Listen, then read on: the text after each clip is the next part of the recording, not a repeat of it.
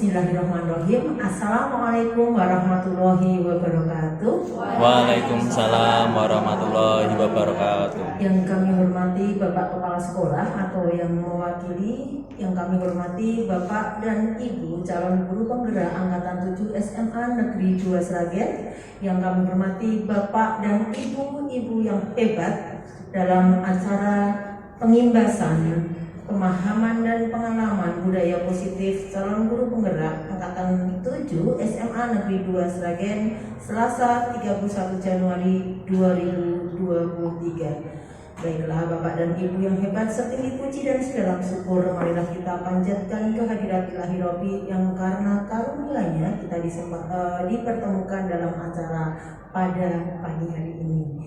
Dengan susunan acara yang pertama adalah pembukaan, dilanjutkan sambutan kepala sekolah, kemudian pemaparan materi, yang keempat adalah tanya jawab dan penutup. Memasuki acara yang pertama, marilah acara pada pagi hari ini pengimbasan berbagi pemahaman dan pengalaman budaya positif kita buka dengan membaca basmalah bersama-sama. Bismillahirrahmanirrahim. Selanjutnya adalah sambutan dari kepala sekolah yang dalam hal ini akan diwakili oleh Wakil Kepala Bidang Kurikulum yang kami hormati Bapak Darman MSI. Kami persilakan. Terima kasih. Assalamualaikum warahmatullahi wabarakatuh. Waalaikumsalam. Warahmatullahi wabarakatuh. Teman-teman calon guru penggerak Angkatan 7 dan juga teman-teman guru penggerak yang saya hormati juga. Sebelumnya marilah kita senantiasa untuk memanjatkan puji syukur kepada Tuhan Yang Maha Kuasa bahwasanya sampai pada saat ini, sampai detik ini kita masih diberi kesehatan, keselamatan sehingga kita dapat berkumpul bersama di ruang ini dalam keadaan sehat walafiat. Bapak Ibu beserta teman-teman semua yang hadir pada kesempatan ini, kami yang mewakili sekolah terima kasih sekali atas atensi dan partisipasi Bapak Ibu semua yang mau kerso rawuh memenuhi undangan calon guru penggerak dalam rangka berbagi modul 1.4 budaya positif, yaitu program pendidikan guru penggerak Angkatan 7. Nah, sebelum itu kami juga terima kasih sekali pada teman-teman calon guru penggerak dan juga ibu-ibu yang sudah jadi guru penggerak untuk memotivasi dan untuk membimbing teman-teman kita yang kebetulan belum punya kesempatan untuk masuk di calon guru penggerak. Karena harapan kita ke depan itu nanti semua Bapak Ibu guru itu menjadi guru penggerak. Jadi kami mohon yang sudah menjadi guru penggerak nanti lebih aktif lagi. Kemudian yang calon guru penggerak ini nanti mari teman-teman dibimbing, diajari sambil berjalan sehingga pada suatu saat kita punya banyak guru penggerak. Nah, ke depan arahnya seperti apa ya kita ikuti aja kebijakan yang dicanangkan oleh pemerintah seperti itu ya kita ikuti. Nanti arahnya kemana ya kita ikuti gitu aja. Syukur nanti arahnya ke kepala sekolah ya monggo nanti Bapak Ibu yang berminat atau berkeinginan untuk menjadi kepala sekolah paling tidak satu tiket, satu sertifikat itu sudah terpegang. Gitu. Jadi kalau saya seperti saya kan sudah umurnya sudah nggak memenuhi syarat, jadi masuk aja sudah tidak bisa. Ini monggo nanti untuk teman-teman yang masih muda-muda diberi dorongan, diberi semangat sehingga ke depan nanti akan banyak calon-calon guru penggerak. Kemudian yang ketiga, nanti kami mohon pada teman-teman juga guru calon guru penggerak untuk lebih melibatkan lebih banyak teman-teman lagi. Kalau bisa jamnya mungkin agak siang, mungkin teman-teman yang bebas mungkin agak banyak gitu. Sekali lagi kami ucapkan terima kasih pada calon guru penggerak dalam rangka untuk berbagi modul 1.4 budaya positif guru penggerak angkatan 7. Demikian Bapak Ibu yang bisa kami sampaikan. Terima kasih. Ada kurang lebihnya mohon maaf. Assalamualaikum warahmatullahi wabarakatuh. Waalaikumsalam warahmatullahi wabarakatuh. Oke Bapak Ibu, mana semangatnya? Selalu semangat walaupun di siang hari karena akan menerima pemaparan materi dari rekan kita CGP Angkatan 7 dan SMA Negeri 2 Sragen Bapak Trikaryanto SPD dengan penuh semangat, sukarya dan penuh harap, tentunya begitu. Baiklah Bapak dan Ibu, selanjutnya adalah memasuki materi pemaparan tentang budaya positif oleh Bapak Trikaryanto SPD. Waktu sepenuhnya kami persilahkan. Monggo Pak Trikaryanto. Terima kasih Bu Ediati atas waktunya. Baik, selamat siang Bapak Ibu semua. Masih ini ya, masih semangat ya? Masih. Mohon maaf ini saya mengganggu waktu Ibu di sela-sela panjenengan mengajar. Saya harus merepotkan panjenengan untuk hadir di ruang aula ini ya Bapak Ibu. Tetapi percayalah bahwa saya mengundang panjenengan semua itu tidak dalam rangka hura-hura atau yang tidak bermakna. Hari ini insya Allah nanti kita akan sama-sama belajar tentang budaya positif Bapak Ibu. Jadi kita sama-sama nanti belajar tentang budaya positif. Kita akan melihat apakah yang sudah kita lakukan di sekolah itu sudah masuk dalam kategori budaya positif belum ya Bapak Ibu. Baik, sebelumnya saya buka dulu. Assalamualaikum warahmatullahi wabarakatuh. Waalaikumsalam warahmatullahi wabarakatuh. Terima kasih Bapak Ibu, semoga hari ini kita tetap semangat, tetap punya motivasi untuk tetap selalu belajar ya Bapak Ibu, tetap punya semangat untuk mencerdaskan generasi muda yang sekarang sedang kita didik. Baiklah Bapak Ibu, hari ini saya sengaja mengundang panjenengan dalam rangka pengimbasan modul 1.4 tentang budaya positif. Tapi sebelum itu Bapak Ibu, biar kita fresh, tidak tegang gitu ya, karena mungkin Bapak Ibu juga habis mengajar dari jam 1 sampai jam 10 tadi, mungkin sangat capek. Ini kita akan mencoba mendengarkan sebuah lagu tentang Ibu Pertiwi, bagaimana nanti mudah-mudahan bisa membangkitkan semangat kita untuk semangat mencerdaskan anak didik kita. Mohon izin Ibu ya. Boleh sambil bernyanyi Ibu kalau tahu lagunya ya. Ya.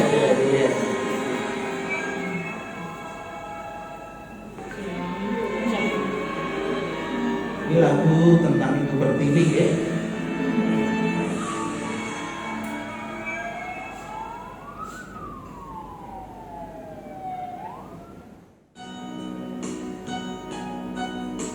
Saya kalau dengar lagu ini menangis Bu. Mudah-mudahan nanti tidak sampai di ending ya, supaya saya tidak menangis tadi.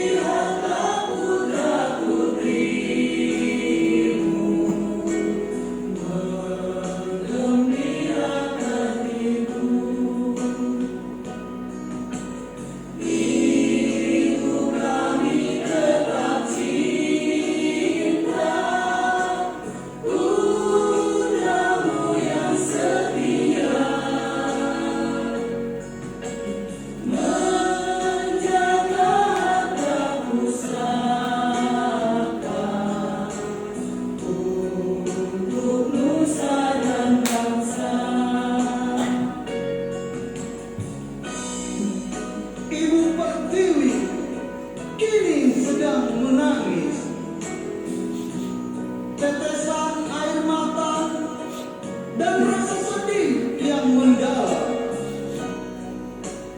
Pertanda perjuangan suci kini telah ternoda.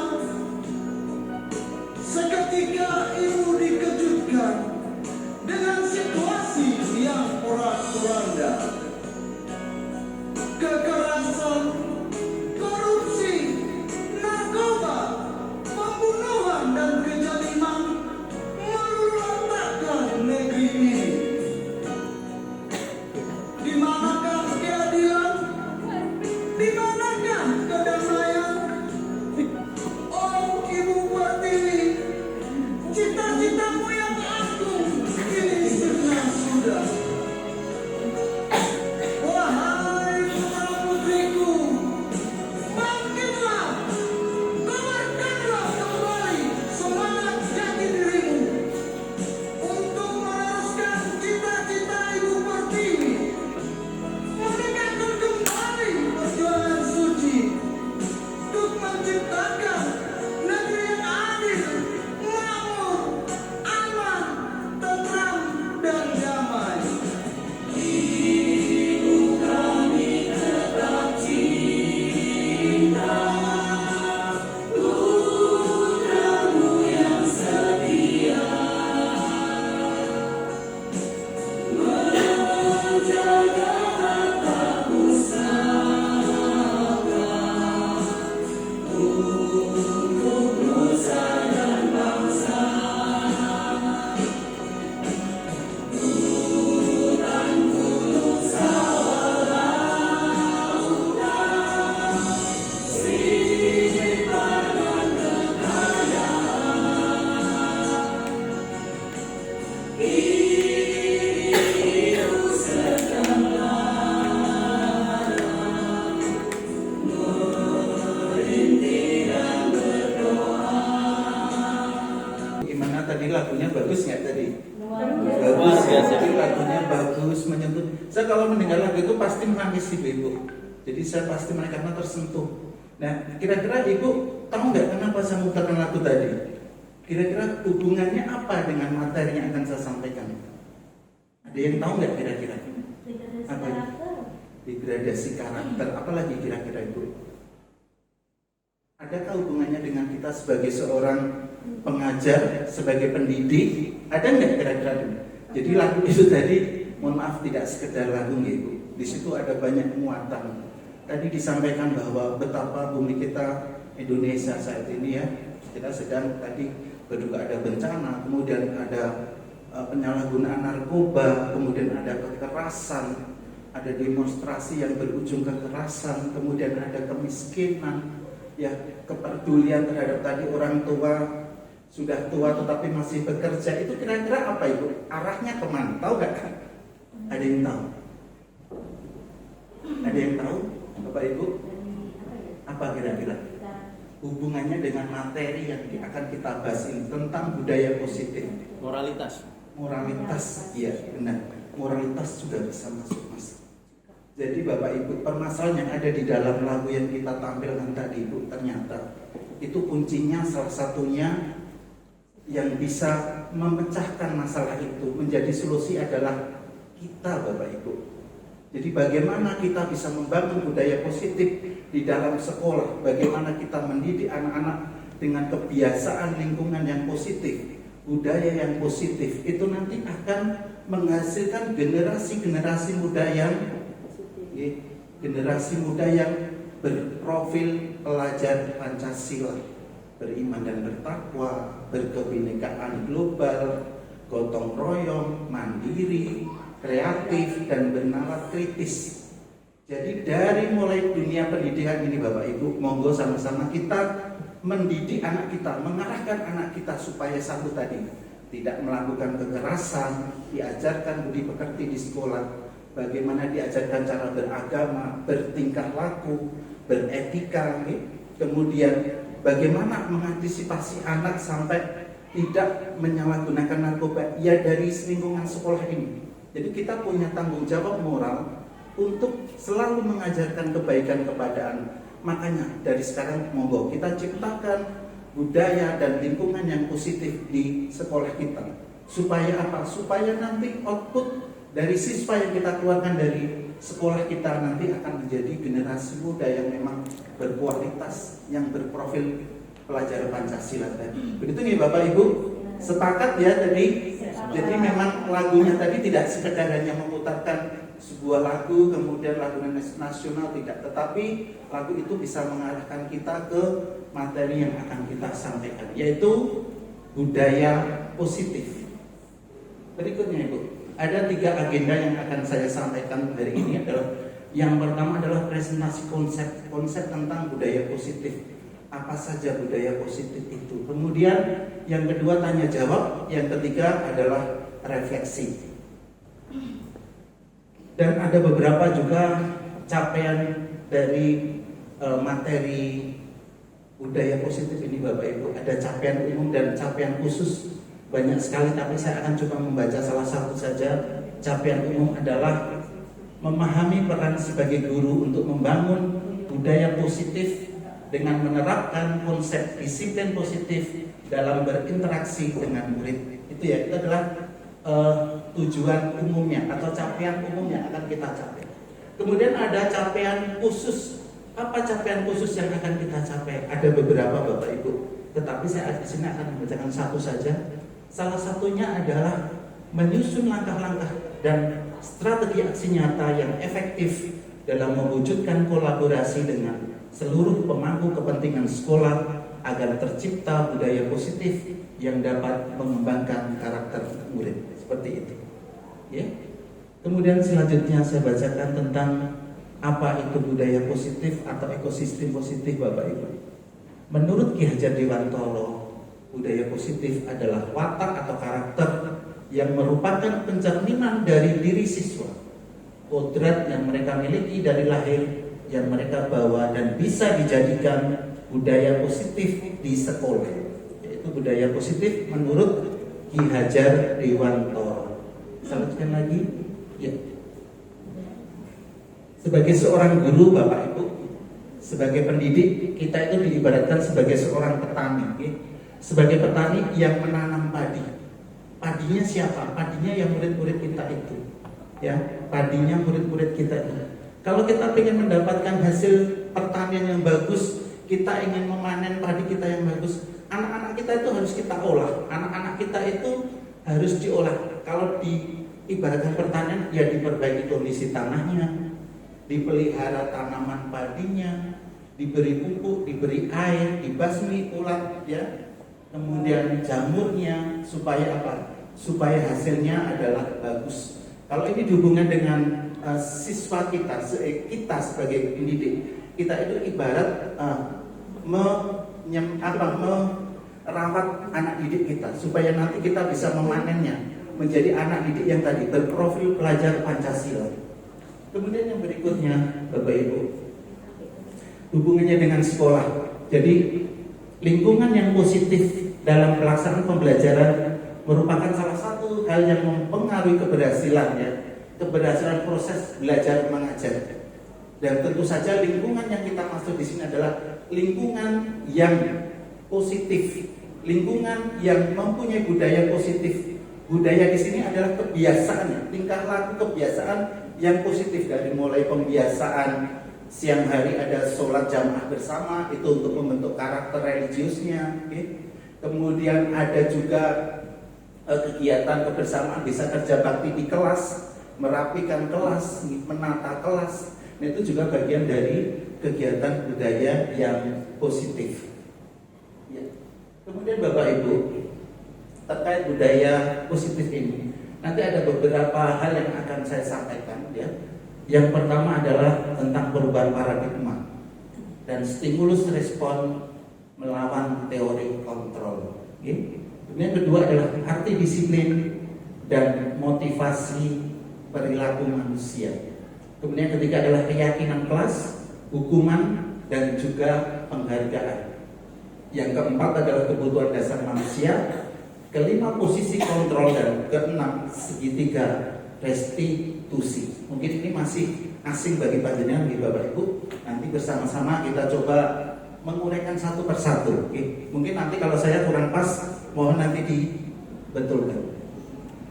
Selanjutnya Bapak Ibu, perubahan paradigma. Paradigma itu apa? Paradigma itu kira-kira apa Bapak Ibu? Mungkin Bapak Ibu yang bahasa Indonesia tahu paradigma itu apa kira-kira? Paradigma itu apa Ibu moderator? Pandangan pemikiran ya Bapak Ibu. Kenapa ini kita munculkan? Karena apa? Karena kita ingin membangun budaya positif di sekolah kita. Paradigma yang muncul dalam benak kita saat ini Bapak Ibu, itu mohon maaf masih banyak mengandung paradigma lama. Paradigma lama itu apa saja? Contoh di sini, ilusi guru mengontrol murid. Maksudnya apa? Maksudnya bahwa guru itu harus bisa mengontrol murid. Jadi murid itu tidak ada kekuasaan untuk mengontrol dirinya sendiri. Nah ini namanya ilusi. Nah ini adalah paradigma lama. Paradigma baru adalah kolaborasi. Bagaimana guru membuka ruang bagi siswa untuk bisa mengontrol dirinya. Seperti tadi permainan yang disampaikan beberapa teman tadi tentang teori menggenggam sebuah barang yang paling dihargai misalnya. Saya ambil contoh misalnya Mas Bagas dengan Mbak Rika misalnya. Sama-sama saya minta Mas Bagas silakan dituliskan barang berharga yang panjenengan paling sukai. Tolong ditulis di tangan kemudian digenggam erat. Ya. Kemudian Mbak Rika itu akan dengan sekuat tenaga menggoda Mas Bagas supaya bisa membuka tangan itu, tulisan itu. Ya, entah dengan tadi bisa dengan digoda, dililit dan lain sebagainya, atau diberi iming-iming apa saya tidak tahu ya. Itu supaya apa? Supaya dia bisa mengontrol Mas Bagas. Dan akhirnya Mas Bagas membuka tangannya, menunjukkan apa yang barang berharga paling disukai Mas Bagas. Ternyata Mas Bagas sukanya mobil. Tapi perlu diketahui bahwa Bapak Ibu, berhubungan dengan teori kontrol, ternyata bukan karena godaan atau iming-iming dari Mbak Rika untuk memaksa Mas Bagas membuka, tetapi itu adalah karena kesadaran Mas Bagas. Mas Bagas mengontrol dirinya sendiri. Jadi kontrol dia kapan harus membuka tangannya, kapan dia menutup. Itu bukan karena pengaruhnya Mbak Rika, tetapi karena dia mempunyai kontrol diri. Nah, ini yang dimaksud dengan tadi. Jadi siswa itu harus diberi kewenangan untuk mengontrol dirinya, tetapi dalam artian positif ya Bapak Ibu. Dan untuk mencapai kontrol yang positif itu, mereka harus kita tuntun. Sama tadi yang disampaikan oleh pemateri pertama tadi, bahwa kita itu ternyata mindsetnya itu, mohon maaf, salah ya Bapak Ibu. Kita berpikir bahwa siswa masuk ke sekolah itu adalah sebagaikan kertas putih yang masih putih. Nah itu mau dijadikan apa itu tergantung Bapak Ibu gurunya. Siswa itu dianggap sebagai sebuah gelas yang kosong, ya. Tergantung siapa yang mengisinya. Ternyata pemahaman seperti itu ternyata kurang pas, gitu. Ternyata siswa itu memang bagaikan kertas putih yang sudah ada tulisan samar-samar. Nah samar-samarnya adalah potensinya anak. Oh ternyata dia sepertinya berbakat di dunia seni, misalnya. Oh karena berbakat di dunia seni berarti fungsi guru adalah menuntun dia, mengarahkan dia menuju untuk menebalkan tulisan itu. Karena dia sudah punya tulisan di kertas itu, ya Bapak Ibu. Jadi mindsetnya nanti dirubah, bukan lagi kertas yang masih kosong, tetapi kertas yang sudah ada tulisan tetapi masih samar-samar. Nah tugas kita adalah menuntun anak itu untuk bisa menebalkan tulisan itu supaya terlihat, oh dia potensinya di bidang seni, oh dia di bidang olahraga. Seperti itu Bapak. Kita tidak bisa merubah tulisan, karena kalau kita merubah tulisan nanti akan terjadi penumpukan yang tidak rapi, orek-orekan. Kalau menuntunnya salah seperti itu Bapak Ibu. Sampai di sini ada pertanyaan Bapak Ibu? Bisa dipahami ya? Bisa. Apakah saya terlalu cepat? Bisa. Nah, begini, kalau saya mengajar di kelas seperti ini, ya, saya lebih banyak diam kalau di kelas, ya, karena tidak pernah masuk kelas.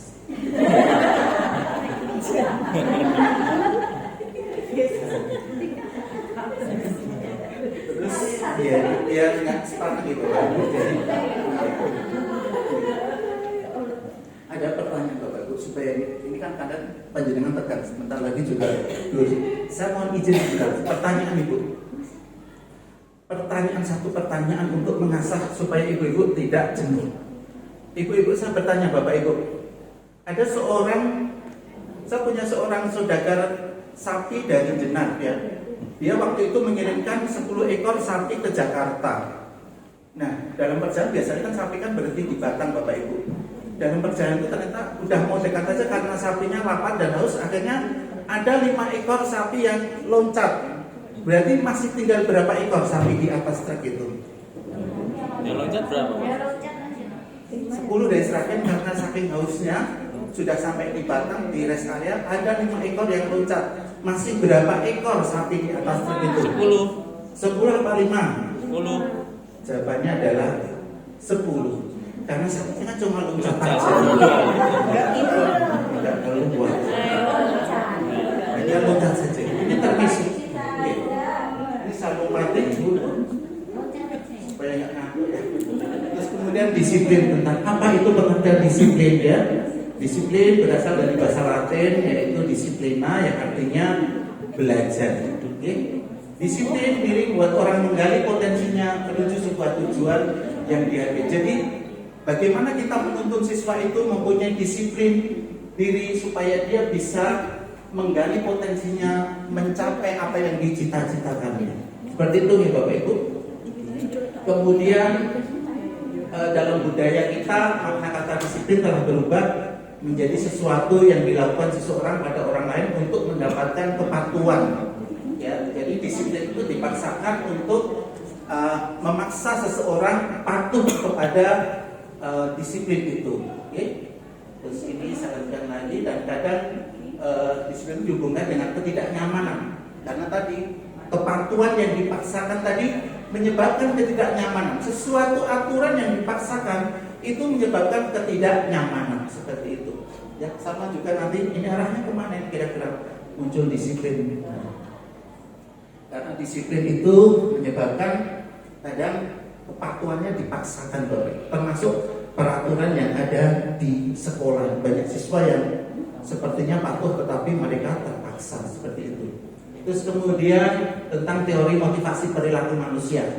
Di sini ada beberapa motivasi Bapak Ibu, ada motivasi internal dan juga motivasi eksternal. Ya. Contohnya apa di sini adalah untuk menghindari ketidaknyamanan atau hukuman. Apa yang akan terjadi apabila saya tidak melakukannya? Itu adalah masuk dalam bagian motivasi eksternal. Kemudian untuk mendapatkan imbalan dari orang lain, institusi.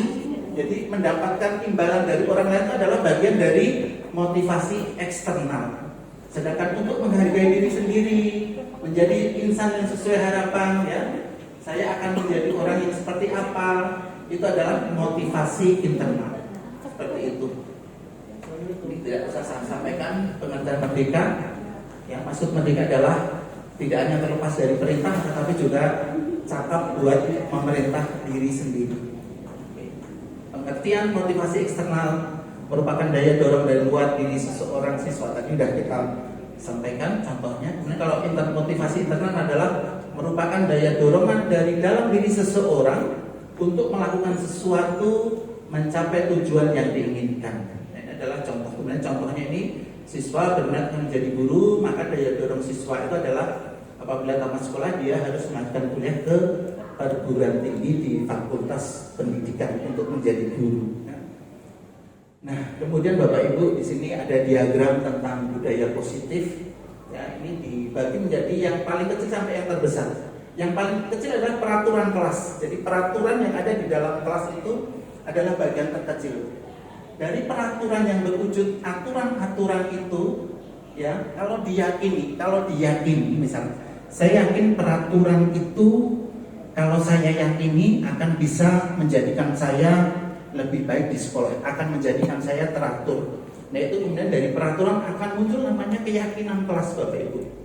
Kalau keyakinan kelas itu ditanamkan dalam diri siswa, akan terjadi, karena tadi yakin, saya yakin dengan peraturan itu akan menjadikan saya lebih baik, akan menjadikan saya belajar lebih bersemangat. Akhirnya akan muncul namanya lingkungan positif, karena semua siswa itu yakin dengan peraturan di sekolah itu. Jadi tidak sekedar kita mengeluarkan peraturan kemudian langsung dikeluarkan hukuman, tidak, tetapi harus dilakukan dengan tahap. Jadi setelah ada peraturan, kita beri keyakinan, kita beri penjelasan.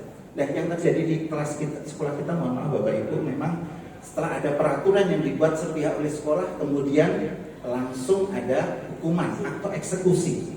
Padahal itu harus benar-benar disampaikan kepada siswa, supaya siswa tahu, yakin bahwa apa yang diberikan sekolah itu tidak memaksa saya. Selanjutnya, setelah tadi ada peraturan nih Bapak Ibu, peraturan itu kita yakinkan kepada siswa.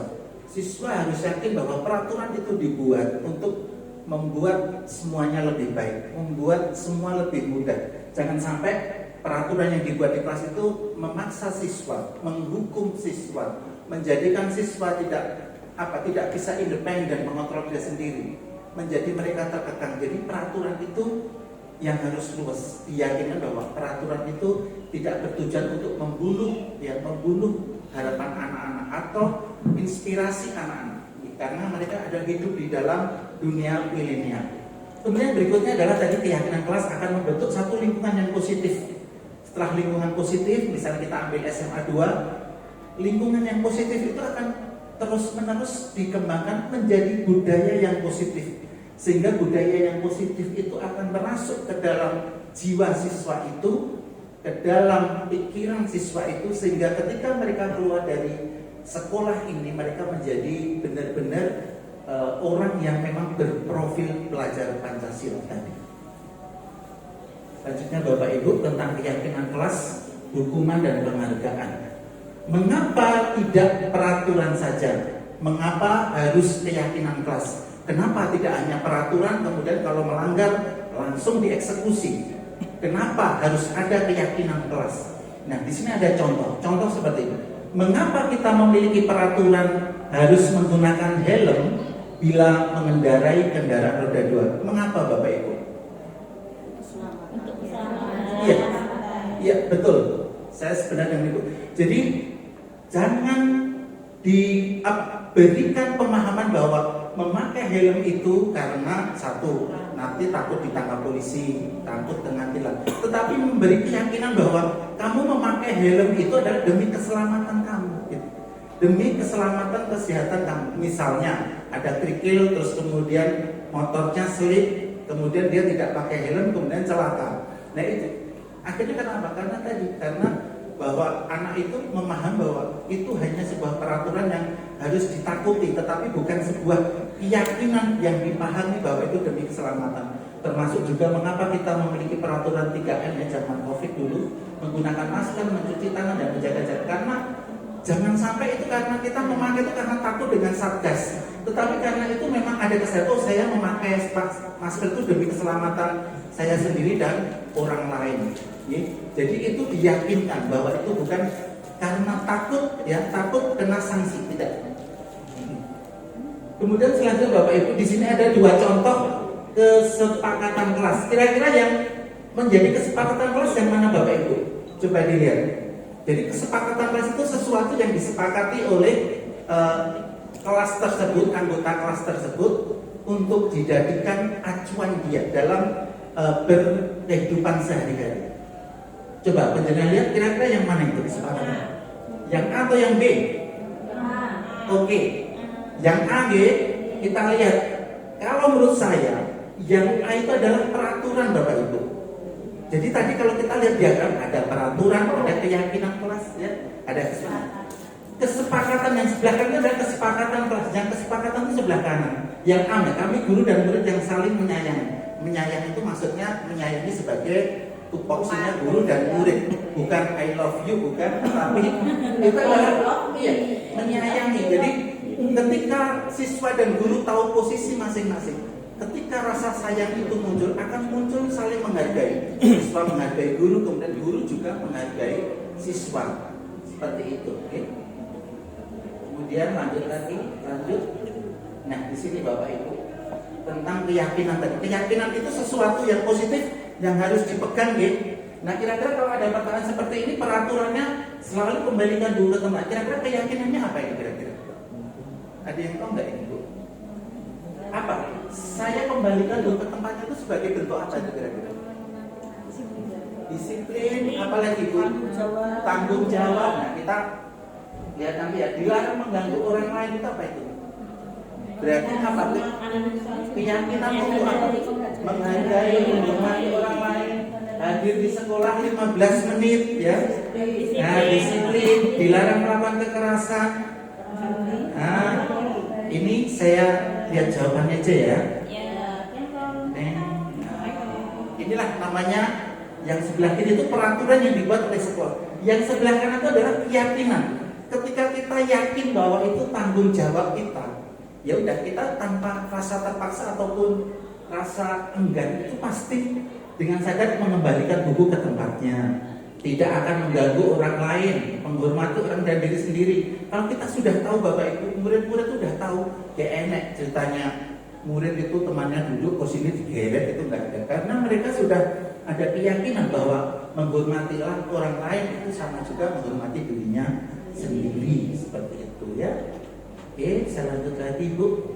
Nah, dihukum oleh penghargaan, maksudnya begini Bapak Ibu, bahwa penghargaan itu tidak selamanya positif. Kadang kita memberikan hadiah seperti yang saya lakukan untuk pencapaian nilai tertinggi akan mendapatkan reward hadiah uang misalnya. Ternyata itu tidak benar Bapak Ibu, karena ada pengaruh negatifnya. Baik jangka panjang maupun pendek. Jangka pendeknya apa? Salah satunya menjadi siswa itu jaga nih, jadi tidak ada kesadaran dalam diri, aku harus pintar nanti supaya saya bisa keterima di ITB di teknik mesin misalnya, atau keterima di kedokteran UGM misalnya. Karena dia hanya berpikir, saya besok belajar dan aku untuk hadiah uang tanggung jajan. Jadi apa? Tujuannya itu nanti jadi kurang positif seperti itu. Dan juga mempengaruhi teman yang lain yang tidak benar pengaruh, jadi dia merasa bodoh. Aku nek budiman yang nggak pernah dapat hadiah, sing entuk kok kait-kait terus gitu ya. Itu jadi menimbulkan kecemburuan juga. Kemudian ini Bapak Ibu, nah kita lihat sekarang perbedaan hukuman dan konsekuensi. Nomor 1, mencatat 100 kali di dalam buku kalimat itu kira-kira hukuman atau konsekuensi? Hukuman. Jadi tidak ada relevansinya ya, tidak ada keterkaitan. Ini anak terlambat kok suruh mencatat 100 kali. Dia kan jadi nggak bisa masuk kelas. Lari mengelilingi lapangan basket 2 kali karena terlambat tadi di sekolah. Ini juga hukuman karena tidak ada relevansinya, tidak ada keterkaitan. Jadi konsekuensi itu harus ada keterkaitan ya Bapak Ibu dengan apa yang dilakukan oleh siswa itu, pelanggarannya. Murid diminta push up 15 kali karena tidak menggunakan masker. Ini hukuman karena tidak ada relevansinya. Apa hukumannya tidak pakai masker? Itu nanti akan menimbulkan sakit hati. Hukuman itu akan menimbulkan sakit hati dan dendam yang bisa sembuh dalam jangka yang sangat lama. Seperti yang dialami oleh Bu Ani, dipendam sampai sekarang gara-gara kuping tadi. Ya. Iya, itu dipendam dari sekarang dan gurunya juga diingat sampai sekarang. Sebut saja Sakit hati, saya sebut saja Mawar. Kemudian menggantikan kertas tugas teman yang telah dicoret-coret itu hukuman atau konsekuensi? Konsekuensi. Jadi ada keterkaitan nih Bapak. Karena kamu tadi sudah mencoret-coret kertas teman, ya harus diganti. Itu konsekuensi, bukan hukuman. Membersihkan tumpahan air di meja tulis karena tersenggol pada saat belajar, itu konsekuensi. Konsekuensi hubungan apa? Menumpahkan air, siapa tahu nanti akan mengenai ibu, jadi harus dibersihkan. Kemudian yang terakhir, lari mengelilingi lapangan di basket 2 kali karena terlambat 10 menit. Konsekuensi atau hukuman? Lari 2 kali mengelilingi lapangan basket karena terlambat 10 menit. Hukuman. Coba kita lihat. Ini adalah pelajarannya olahraga nih Bapak Ibu. Kalau terlambat disuruh lari itu konsekuensi. Jadi makanya Bapak Ibu harus nanti tahu, oh ini hukuman, ini konsekuensi itu tidak menimbulkan sakit dan berkepanjangan. Sakit hati, dendam, tidak, karena dia menyadari bahwa oh memang ini adalah kesalahan saya seperti itu. Beda dengan hukuman. Tadi tidak disertakan PJOK-nya. Makanya saya sembunyikan untuk Iya dong masalahnya. beliau berpikir kritis katanya. Oke, ini bisa dipahami yang terkait dengan Bapak Ibu. Jadi Bapak Ibu mulai sekarang Ibu ya. usahakan Tapi untuk tidak tidak ada menghukum PJOK. Bapak Ibu, usahakan untuk memberi keyakinan. Nggih, jangan pernah kita melakukan hukuman verbal ataupun secara fisik. Verbal dasar pikir atau sih mau bocah budu itu nanti akan di sini tenang. Aduh, cak bagus. Nanti ketemu saya ya ngobrol. Nggak apa-apa itu di belakang. Jangan sampai anak itu dipermalukan di depan umum. Mas, kamu itu celeleran banget. Jangan seperti itu. Kasihan teman yang lain mengganggu. Kalau kamu nggak mau keluar aja. Seperti ini juga hukuman nggak bagus. Dia dendam dengan saya. Kalau memang dia bermasalah, nanti kita ajak bicara di luar. Nanti ketemu Pak tuh ya Mas setelah pelajaran ya. Tapi sambil senyum, tetap harus dengan senyum. Iya. Oke. Nah, ini jawabannya dia. Terus inilah. Jadi kalau saya jelaskan banyak sekali sesuatu yang harus terjadi dan sebagainya. Oke. Nah di sini Bapak Ibu kebutuhan dasar manusia itu ada 5. Yang satu adalah cinta kasih atau diterima, penguasaan, jadi dia pengen juga berkuasa. Kemudian survival adalah bertahan hidup. Kemudian ada kesenangan itu dia juga pengen senang, pengen happy. Kemudian terakhir adalah kebebasan. Uraiannya seperti apa? Contoh seperti ini Bu. Ibu guru bilang aku tidak boleh bersenandung sewaktu mengerjakan tugas. Katanya kelas harus tenang, tidak ada suara. Padahal kan aku suka dan senang nih. Itu kebutuhan apa kira-kira? Kebutuhan apa kira-kira? Bahagia. Tadi ada kesenangan. Saya kan harus pengen senang itu. Saya harus menyanyi. Yang kedua, ibu guru tidak menyapaku hari padahal aku pakai jepit rambut baru. Apa ini kira-kira? Perhatian, cinta, dicintai, diterima. Dia tuh pengen menunjukkan, lu Bu, jepitku baru Bu. Nah, besok kalau ada muridnya yang sepatunya baru Bu, bajunya baru, boleh di oh bajunya bagus ya, baru ini jamnya baru. Dia juga merasa bangga itu. Kadang sesuatu seperti itu kita tidak merasa bahwa itu satu kebanggaan bagi siswa. Aduh, jilbabnya bagus banget, belinya di mana itu? Ya, iya, jam tangannya bagus sekali. Ini belinya di mana? Iya. Dan itu menjadi sarana kita untuk membangun komunikasi dengan anak. Siapa tahu dari hanya bertanya itu anak jadi lebih care dengan kita, lebih peduli dengan kita. Termasuk mengucapkan selamat ulang tahun teman itu juga boleh ya Pak ya? Boleh, boleh. Karena itu mencintai. Maksudnya dia merasa dicintai oleh teman, diterima. Sekarang ada ulang tahun terus menang, kita anteni koncoku kok nggak ada yang ngucapin. Karena dia juga pasti berharap manusia biasa itu. Saya aja yang tidak sombong itu pengen banget. Iya. Saya pengen pakai baju baru itu, pengen banget. Oh bajunya bagus banget. Beli di mana gitu? Karena kita pakai baju baru terus konconya menang. Gitu. Kita merasa tidak dihargai dan tidak diterima. Ya. Yang ketiga, aku bosan masa belajarnya cuma gitu-gitu aja dengan dengerin ibu guru aja itu apa berarti itu? Kebutuhan apa ini? Kepuasan. Apa tadi? Ada kepuasan nggak Bu? Tadi? Tidak ada. Ada mengatakan kepuasan. Apa itu kira-kira tadi? Aku bosan masa belajar cuma gitu-gitu aja dengerin ibu guru aja. Berarti apa kira-kira? Kebebasan itu. Dia pengen merasa bebas. Makanya kadang siswa, ini jam saya Pak ya. Maaf Pak, tadi habis bikin proposal Pak, pada capek semua. Oh ya baik, saya kasih waktu 5 menit ya, nanti Pak termasuk atau 10 menit. Nggak usah Pak, oke 2 jam, saya nggak usah masuk. Kebebasan. Selalu ada alasan ibu, kenapa saya tidak, jangan salahkan saya Bu, benar. Saya mau masuk, saya pasti bertanya sopan. Anak-anak nanti Pak, itu ada jam terakhir ya, jam 7-8 ya. Iya Pak, anak-anak capek banget habis olahraga. Oh ya tidur aja kalau gitu. Iya, ini ya Bu, ini dihafalkan. Jadi kita harus tahu Ibu, kebutuhan siswa itu ini ya. Kebutuhan siswa itu jangan dikira ini mereka tidak punya kebutuhan. Jadi ketika mereka harus dihargai, kita hargai. Ini harus panjenengan harus tahu. Kayaknya cuma 5 kata tentang cinta kasih, diterima, penguasaan, survival, kesenangan dan kebebasan. Panjenengan harus tahu itu. Itu ya, mohon maaf. Ya, aku sebel, gambarku tidak rapi, malah ibu guru nunjukin ke teman-teman di depan kelas. Ini kira-kira apa yang kira-kira? Apa yang kira-kira? Ini apa ibu? Coba dilihat. Ini ya gambarku tidak rapi, apa yang kira-kira? Penguasaan.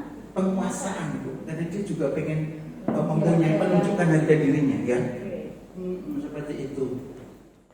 Tapi jangan percaya banget, bapakku salah. Iya. Terus kemudian di sini, Bu, tadi kita berbicara tentang 5 kebutuhan pokok ya manusia. Kemudian yang berikutnya adalah 5 posisi kontrol. Jadi kita berbicara posisi kontrol kita sebagai pendidik ya Bapak Ibu. Coba dilihat dari sebelah kiri ke kanan itu menunjukkan bahwa posisi kontrol guru atau guru itu di sini. Ada penghukum, pembuat merasa bersalah, teman, pemantau, dan manajer. Idealnya adalah Bapak Ibu, kita sebagai guru adalah sebagai manajer.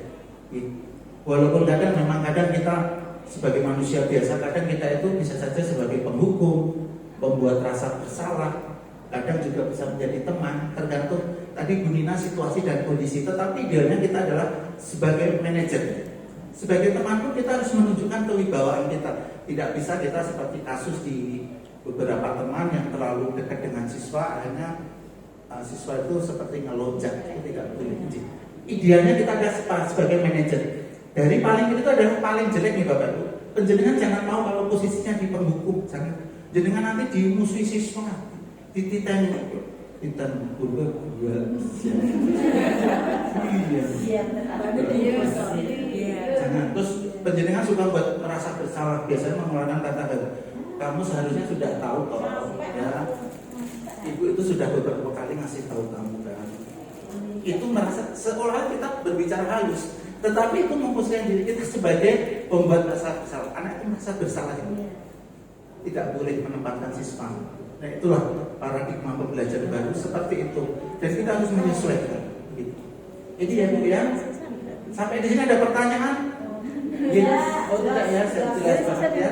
Oke, saya lanjut aja. Nah sekarang yang terakhir Bapak Ibu, kita sampai di segitiga restitusi.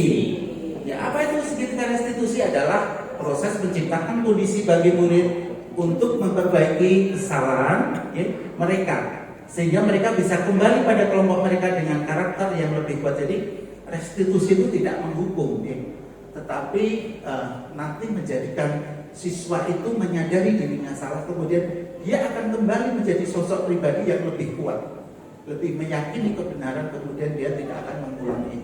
Itu namanya restitusi ya. Nah dalam restitusi itu Bapak Ibu ya, itu kita bagi menjadi 3 maka segitiga restitusi itu apa saja? 1. Menstabilkan identitas. 2. Validasi tindakan yang salah ya. Kemudian 3. Menanyakan keyakinan. Nah di sini sudah ada bagaimana kalau kita menstabilkan identitas ya. Ini ada kalimatnya seperti ini Bapak Ibu ya. Karena ini hubungannya dengan pertanyaan ya. Oke saya percepat lagi Bu. Nah ini bagaimana cara kita menstabilkan identitas. Kita bisa lihat di sini untuk buat murid yang merasa gagal karena salah menjadi positif terhadap dirinya. Nah seperti ini guru yang harus dikatakan seperti ini Bu. Ya.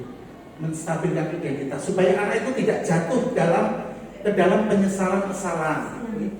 Nah jadi bisa saja berbuat salah itu hal yang manusiawi. Nah ibu juga pernah melakukan kesalahan. Jadi menguatkan siswa, menstabilkan emosinya supaya dia tidak merasa bersalah kemudian jatuh ke dalam jurang kesalahan tadi. Ya, ini kira-kira ini. Kemudian ibu yang berikutnya adalah validasi tindakan yang salah. Ya, apa saja yang bisa kita tanyakan kepada siswa? Apa kata-kata yang bisa kita sampaikan? Adalah kamu bisa saja akan melakukan hal yang lebih buruk, tapi kamu tidak melakukannya. Kan? Nah ini adalah jadi berupa kata-kata saja Ibu. Kita hanya memainkan kata-kata saja. Tetapi dari kata-kata itu maknanya dalam, bisa memberi makna kepada anak didik kita untuk menjadikan dia yang lebih positif lagi. Ya kemudian terakhir adalah menanyakan keyakinan. Bagaimana menanyakan keyakinan? Nah ini adalah Ibu, apa kamu kelihatan ya? Makanya Bu aku.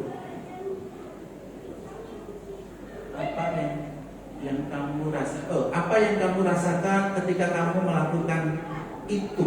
Nah ini. Jadi hanya bagaimana kita menyusun kata-kata untuk bisa menstabilkan kondisi siswa supaya dia tidak terkungkung dalam perasaan yang bersalah seperti itu. Oke, saya lanjutkan lagi Bu. Sudah hampir selesai nih ya. Nah, dengan segitiga Ristus ini diharapkan siswa yang merasa gagal karena telah berbuat salah menjadi positif terhadap dirinya.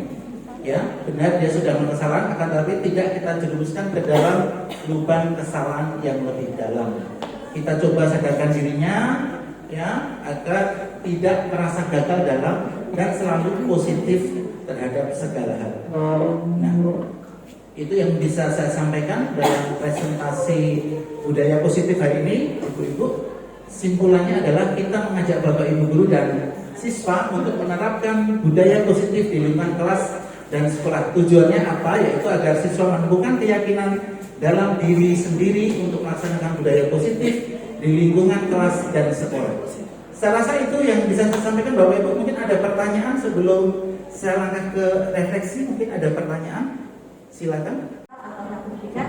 Pertanyaannya sangat sederhana sekali, cuma mengenai motivasi ekstrinsik dan intrinsik. Itu yang bisa memacu timbulnya atau munculnya budaya positif itu yang mana Pak di antara kedua? Iya. Itu saja, terima kasih. Baik Ibu, sebenarnya dua-duanya bisa menimbulkan budaya positif Ibu. Jadi kedua-dua, unsur intrinsik motivasi yang ada dalam diri kita itu bisa juga menjadi motivasi kita untuk selalu berbuat positif. Okay? Tetapi faktor-faktor ekstrinsik itu juga bisa menjadi pendorong kita untuk berbuat positif. Contoh misalnya, kita biasa misalnya kalau maghrib atau isya atau subuh kita biasa pergi ke masjid misalnya. Dan disitulah kita bisa melihat bahwa anak itu kok anak kecil udah pada rajin ke masjid ya. Aduh, coba ini aku masuk sebagai orang tua tidak kalah dengan anak itu. Anak itu, iya, bapak itu sudah tua kok sudah masih suka ngaji ya, suka khatam berkali-kali misalnya. Ini dari sudut agama saya Ibu.